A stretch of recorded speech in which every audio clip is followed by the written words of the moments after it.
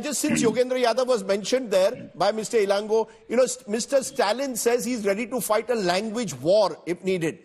That's the kind of messaging. What would your message to him be at this moment, given the sensitivities involved in language? We've seen language wars in the past that have resulted in violence. Hopefully, we've gone beyond that. But what would your message be to MK Stalin, Yogendra Yadav?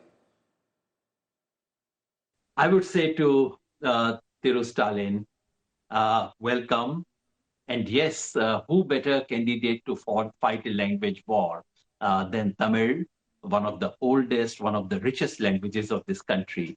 But don't fight it against wrong enemies. Hindi is not your enemy. Other Indian languages are not your enemy. Some over-enthusiastic persons may try to project Hindi. They might try to impose Hindi. That's not a serious stuff. The real thing that all of us, Hindi, Tamil, Bangla, Assamese, all of us put together have to understand and take on is the hegemony of English. And that will not be taken on simply by opposing English. We have to cultivate and develop Indian languages in a way so that it reaches the same level that English has, the manner in which the Japanese did it, the manner in which the Koreans did it, the manner in which the Chinese did it. That is the kind of thing we need to do. Welcome to language war, but a language war of a constructive kind. Mr. Narayan Tirupati, you've been wanting to jump in. Please jump in. Yeah. You've heard, is this a war now? Is this a war about politics, about winning the elections next year? Just give me. No, Mr. Ilango, let him speak now. Mr. Ilango, please let Mr. Tirupati speak. Just allow me to talk uninterrupted. Please go ahead. Please go ahead. Number one, the present issue is not the policy of Tamil Nadu for Tamil people. The DMK government says it is the policy of Tamil Nadu, whereas 50% of the students are learning a third language.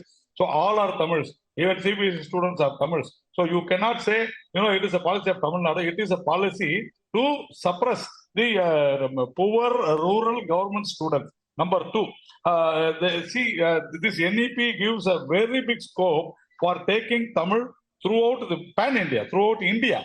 Bharatiyar once said that Tamil say, the Tamil should go to entire world. So now what we say, the NEP says that Tamil, it has given an opportunity to take Tamil to all this day. That is what Dr. Usha was saying. No, Mr. Tirupati, please tell me. No, 1 minute. Mr. Tirupati, 1 minute. No, Mr. Tirupati, answer this. Your party is often seen as a party of the Hindi heartland. Are BJP ruled governments, for example, in Uttar Pradesh or Rajasthan, going to promote any southern language? Be honest. Sir, that's the reality. Nobody's going to teach Tamil, Telugu, Malayalam there. Mr. Rajit, please understand. Please read NEP fully. That is what I said. There is an opportunity. That's the theory. Practice. Sir, what's the practice? Please, sir. Practice what we practice. We have to practice. We have to start new. Why don't we start fresh? We have to do it. That is what Can you give me an assurance that any BJP ruled state will promote a southern language? Any Hindi heartland state will promote a southern language today? In Haryana, Tamil was the second language. In Maharashtra, there were a lot of Tamil schools. Don't tell that it is not there. Only you should have the will. Number three. Mr. Yogendra Yadav, I saw his tweet today, and I think Mr. Yogendra Yadav forgot to say one thing. See, these 52 languages, these non-scheduled languages, this BJP government under Narendra Modi's leadership has given 52 primers. We have taken, in these languages, non-scheduled languages. And again, I'm telling you, he was asking whether there are books in medical. Yes, Mr. Amit Shah had very clearly said that all states should start writing books on medicines and engineering. What is wrong in it? There is nothing wrong. You do it. This is all in principle. It's not happening in practice. But just a minute. Which brings me, just a minute, sir. So I've heard you. Yes. One thing. He was talking about funds. PM Shri and Samagra Shiksha. These people have misused these funds for the purpose not given to them. I'm telling you, I'm very categorically telling you. That is why you made your point. They also accepted Mr. Tirupati, I've heard you. NEP. But now they are refusing. I've heard you. Sir, I've heard you. Let's therefore again pivot and ask Usharam the question that I want to make my next question. Should the focus be on education, improving the quality of education, instead of just focusing on which language will be spoken? Dr. Usharam, the concern is many schools today, and an ASA report suggested that many students, even in class 6, 7, 8, don't know proper division. Those are the real issues, surely. Improve the quality of education instead of getting into this language war. Do you agree? I fully agree. See, that's the reason we are talking about, in our NCF, we are only talking about how much we are giving to the children, what we are able to take out from them. So the language is all right. See, it's a need-based. For example, there are people who go from north to south, they learn Tamil and Malayalam, and they learn that because it's need. And when they come from there to this side, they learn Hindi. So to my knowledge, language is only a need-based subject. Mainly we should go for the other subjects which are very, very important, and as you said, the children are not even aware of all that, and that at least NCF will make it very clear, because we are asking for all those details. The child must know this much up to class 2, up to class 5. No, language is not a need-based subject. Now it's clear, it's given. Yes. Okay, let me bring in right Pawan Verma. Pawan Verma, you wanted to make... Because people need it. No. Okay, Pawan Verma, you want to make a quick point. Jump in, please. No. First, two quick points. First of all, I do not see language as only a need-based requirement. Language is a window to your culture, to your folktales, to your history, to the roots of your background. The poetry, the whole, language cannot be just a means of communication. So therefore, the need to preserve languages are linked to the need to preserve cultures. If subcultures feel threatened by the hegemony of another kind of culture, which are all part of one civilizational unity, which is India, which I strongly believe. Bharatvarsh is one. But within that, there are differences. If you don't treat them with sensitivity, or if there is a perception that one kind of culture is being imposed on the other, which is equally ancient and authentic, that's where the problem arises. No, but can policies, Mr. Verma, be made on perceptions? No, but Mr. Verma, can policies on education be made on the basis of perception?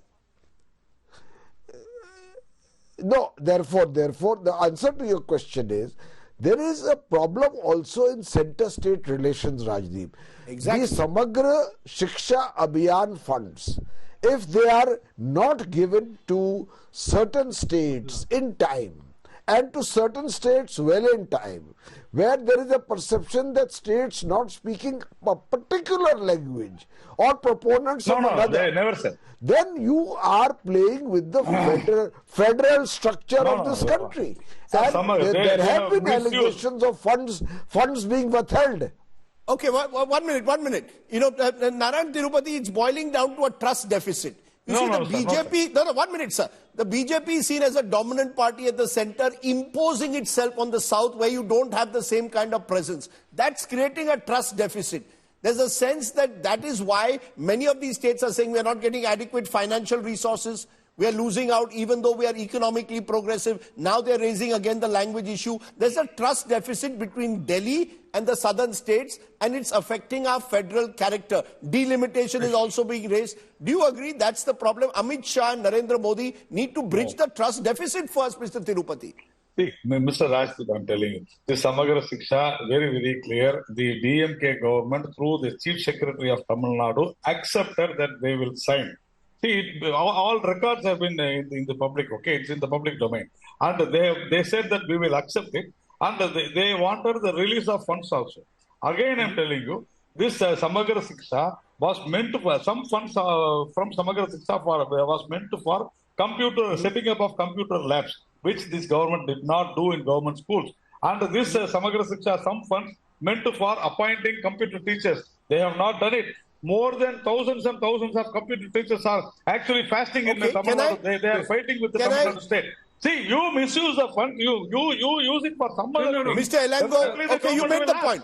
Mr. Tirupati, you made the point. But Mr. Elango, is this about a trust deficit between Chennai and Delhi, or between the southern states and Delhi. You're using every day a new issue. One day it's delimitation. One day you say that you're being financially strapped by the center. Now you're saying language is being imposed on us. This is all an attempt to create a divide between Delhi and Chennai. No, Mr. Tirupati, 1 minute. Let Mr. Elango respond now. No, Mr. Tirupati, let him.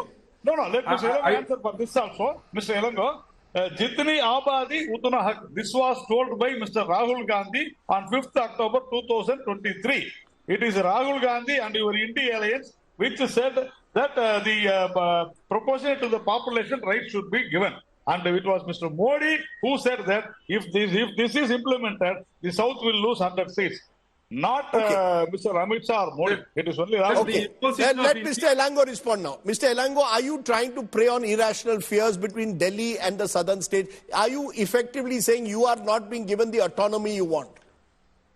I don't see, or we don't see, all these issues are independent. All are connected. The delimitation, the imposition of Hindi, non-releasing of funds, what are due to us, are all one connected political issue being done by BJP. They want to suppress the southern states. Mr.